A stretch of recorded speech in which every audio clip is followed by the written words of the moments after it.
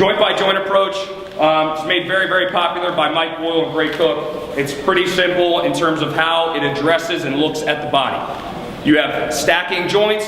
You either have mobility that you probably need at a given joint, ankles, hips, T-spine.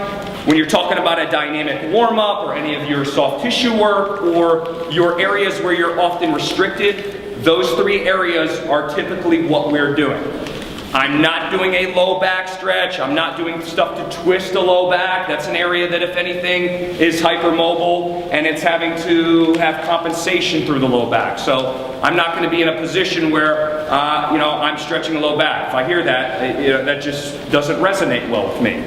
If you're talking about stability through the low back, if you're talking about developing stability through the knees, if you're talking about stability through the shoulder blades, okay, we can be on the same footing. So if you look at the areas that I just spoke about, right? Stability, mobility, stability, mobility, stability, mobility. They kind of stack, and you get to the feet and the hands and the elbows and all that stuff too. But ideally, your program, or at least my program, is designed around those qualities. I'm developing stability in those certain areas, and I'm developing mobility in other areas.